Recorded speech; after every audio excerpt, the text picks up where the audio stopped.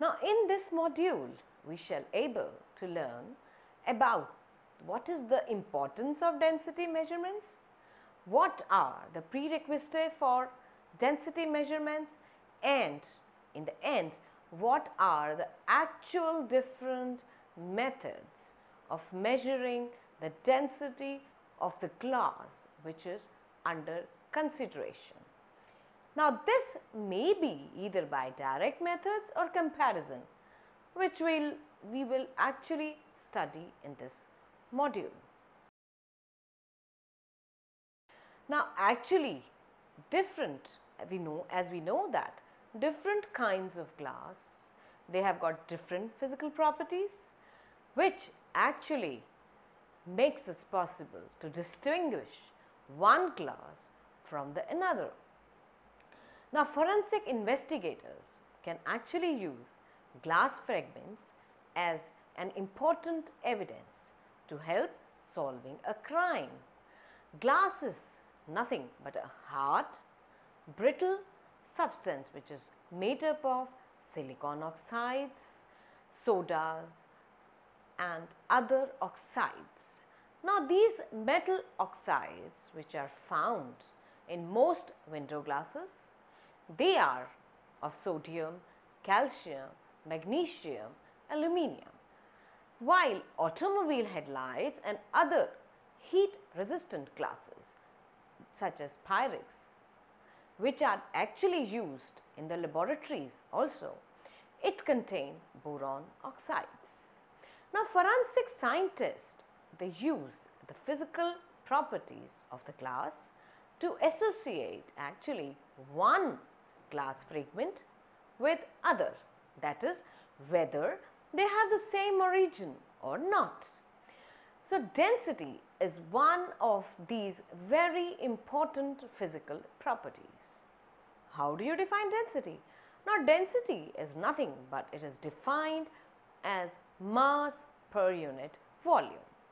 Now, we know that different types of glasses, they will contain different combinations of metal oxides. Now, since they contain different combinations of metal oxide, they will obviously have different densities. Now, density measurement is actually one of the very important analysis for comparing the glass samples under investigation. Now, the comparison of densities can give a proof of a connection, if at all, between a suspect and the crime scene. Now, if the density of a glass specimen and the other under consideration do not match, then obviously it can be proved that they do not share the same common origin, or in other words, a same common source. But if the densities match and prove the origin or the source to be common, then it becomes very easy and actually feasible for the forensic people to actually trace the type of glass which has been used or which has been broken when the crime had taken place. In other words, it can actually trace the type of glass that has been used by the criminal to conduct the crime and can be helpful in leading the forensic experts to the suspect. Now, density, which is a fundamental property of glass, actually varies with changes in composition and thermal history. But although density, which is a fundamental property of the glass, whether it is determined by direct methods or by comparison, this determination is considered only if the elemental analysis is actually not available. It is actually impractical to measure density on glass fragments which are very minute, that is almost less than even 2 millimeters. Now, if two samples of glass, they can be differentiated by density. They could have not originated possibly from the same source. Further, limited discrimination may be possible by doing a density comparison in conjunction with the refractive index comparison. Now, density may be used as a screening technique where large number of larger fragments are encountered. Now, this may be particularly useful in identifying now the multiple sources present in the known and in the questioned samples. Nowadays, density measurements are actually very rarely performed in forensic laboratories since they have mostly been replaced by so-called refractive index measurements, which actually provide a similar information with the advantage of being very fast, more accurate and more precise. Now, density of glass can be determined using the sink float method. The determination of density has the disadvantage of involving some toxic liquids and requiring at least 5 milligram of the sample. Another limitation of that density measurements is the measurement of small, irregular or dirty fragments of glass which may be inaccurate.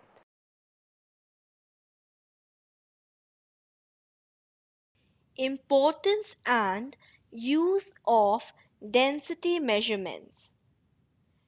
Density can be actually useful to help knowing the composition of the glass sample. It is defined as mass per unit volume of the sample. Density, being an intensive property, does not depend upon the size of the sample. In other words, it remains the same regardless of the fact whether the sample is big or small. But it depends on the changes in the composition and is measured directly or by comparison. This measurement is used only if elemental analysis is not available. Density measurements should be done for samples more than 2 to 3 mm in size. These measurements are useful in identifying multiple sources present in the sample. Prerequisite for density measurements. Proper sample preparation is a prerequisite for obtaining reliable results. Density measurements are not appropriate for fragments of glass that contain inclusions or cracks, or when comparing a surface fragment to a bulk fragment. The cracks in the glass sample can make the glass appear less dense than it really is. The variability of the known sample should be determined when possible. An effort to sample the known glass may include breaking a fragment of tempered glass and including fragments from the bulk and surface to compare to the unknown. Density measurement and comparison between known samples and the suspected samples should be done using fragments of equal size. Sample should be clean and ready. Cleaning may be accomplished in a number of ways, such as rinsing with laboratory grade detergent solution, followed by several rinses of deionized water in order to remove dust and dirt. The samples must be dried following cleaning.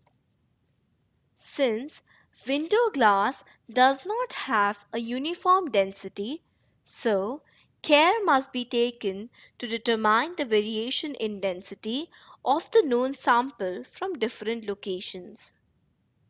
Also, the surface of the tempered glass is less dense than its interior. So, one has to be careful in taking measurements of several known samples. Different methods for density measurements. These glass fragments under criminal investigations are very small, and so the density of such fragments can be determined either by flotation method or density gradient method.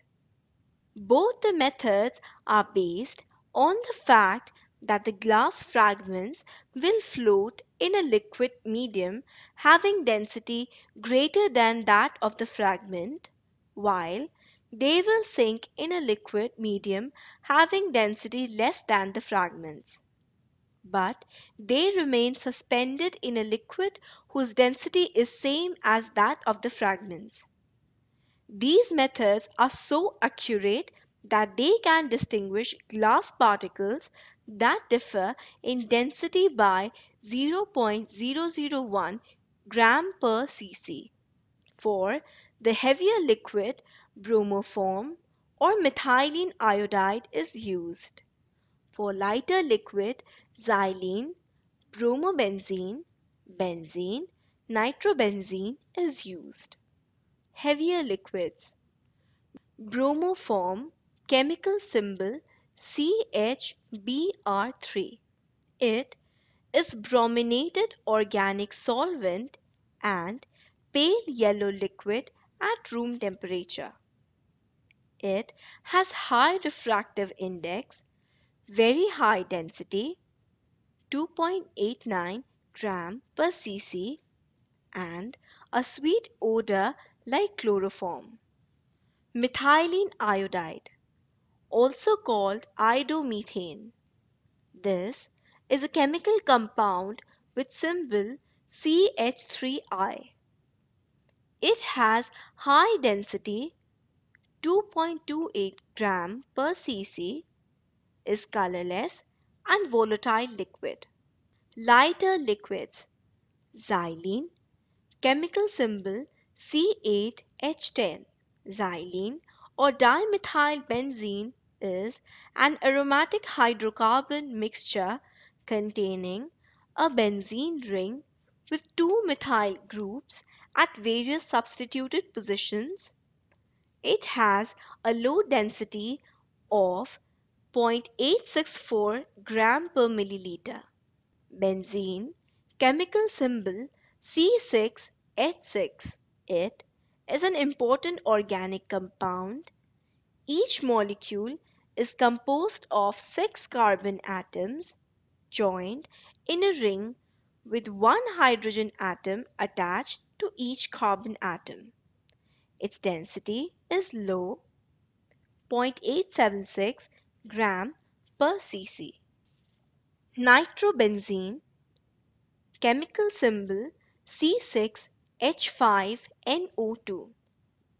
It is water insoluble pale yellow oil with almond like odor with density 1.20 gram per cc. It freezes to give greenish yellow crystals. Bromobenzene, chemical symbol C6H5Br. It is an aryl halide formed by electrophilic aromatic substitution of benzene using bromine. It is a clear, colorless, or pale yellow liquid with density 1.5 gram per cc. Flotation method. The method involves suspending glass fragments in a density solution within a constant temperature bath. If two or more fragments are suspended, their densities are the same. The numeric density value is not determined in this method but can be determined using the absolute density determination method. The crime and control glass piece, the one with known density samples, are crushed to comparable size with similar shape, which is one of the most important steps. Each piece of glass is briefly sketched and marked for reference. A clean and dry sample of crime glass particle, which is again an important precaution, is placed in a small beaker containing bromoform. The glass will float on the liquid surface, indicating that the density of the liquid is greater than that of the glass. The less dense liquid, xylene, is then added slowly, dropwise, with stirring until the particle is exactly suspended. One should be careful while adding the mixture that it should be stirred with each addition so that air bubbles, if any, are removed. Added similar size, clean and dry sample of control glass.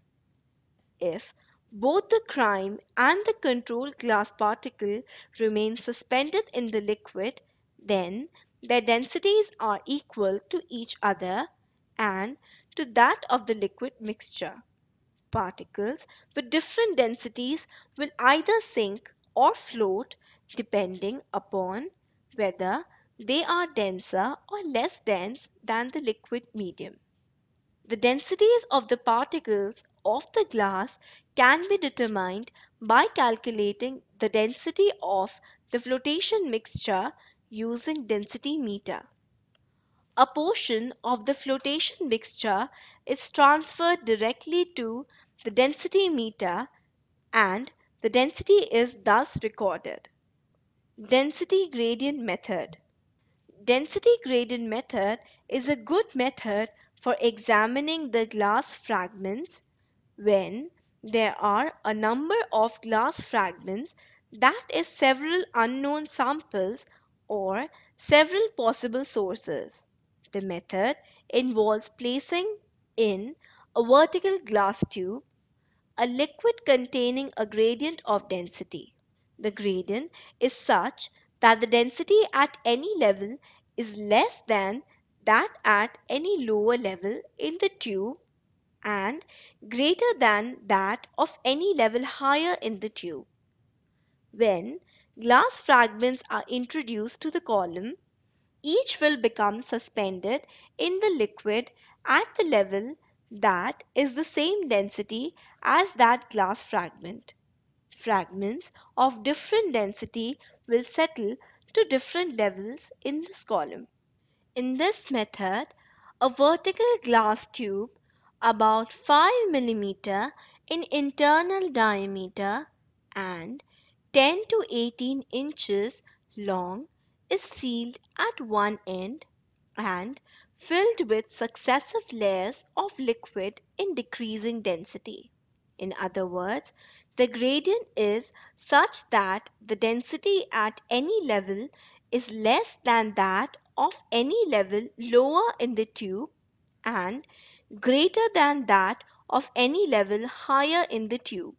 The standard gradient tube is made up of layers of two liquid mixed in varying proportions so that each layer has a different density. When completed, a density gradient tube usually has 6 to 10 layers. In this experiment, one can not only compare glass particles but also calibrate the density column. The first layer is the heavier of the two miscible liquids selected. For example, bromoform is heavier while bromobenzene is the lighter one. The second layer is the mixture of 3 parts of heavy liquid and 1 part of the light liquid. The third layer consists of equal proportion of both the liquids. The fourth layer consists of 1 part of the heavier liquid while 3 parts of the lighter one. The fifth layer consists of light liquid only. The layers are added on each other carefully with the help of a pipette to avoid mixture at the interface. The topmost layer and the last layer are taken in such a way that it is about 1/4 to the height of the column, while the second, third, and fourth layers are almost about half of the height of the first layer. The last or the top layer is of the same height as the first layer. Care should be taken to keep the gradient tube overnight so that liquids diffuse into each other to form a gradient. The glass fragments should be carefully and gently placed in the tube and allowed to settle down. These fragments will suspend in the portion having same density. Thus, the density of the liquid and hence of the fragments can be determined. Use. The fragment should be properly documented prior to their addition into the density gradient column so as to facilitate identification when they are recovered from the gradient. The fragments to be compared are gently placed in the density gradient and allowed to settle completely. The position of the glass in the column may be better viewed using back illumination. Care should be taken to avoid changes in the temperature of the column. The density of various glass and related materials are flat window glass 2.47 to 2.56, headlight glass 2.47 to 2.63, mica 2.6 to 3.2, quartz 2.65, flint glass 2.9 to 5.9, diamond 3.01 to 5.2. Let us now summarize what we have actually studied in this module. We have studied that different kinds of glass may have got different, they have different types of physical characteristics which actually allow us to distinguish them from one another. Now, forensic scientists use the physical properties of the glass to associate one type of glass fragment with another. Density, which is a fundamental property of the glass, it varies with changes in the composition and thermal history. Density can actually be useful in knowing the composition of the glass sample. Now, density measurements for very tiny glass fragments can help us to gain knowledge about the fragments under investigation. Now, density being an intensive property does not depend on the size of the sample. Now, density can be measured majorly by two methods. One is the floatation method and the other is the density gradient method. Both the methods are actually based on the fact that the glass fragments will float in a liquid medium having density greater than that of the fragments, while they will sink in the liquid medium which has got density less than the density of the fragments. Now, density gradient method is actually very good method for examining the glass fragments when there are a large number of glass fragments, that is, several unknown samples or multiple possible sources. Now, these measurements can help in knowing the source of the glass which is used by the criminal and can force the investigators to trace the criminal if possible.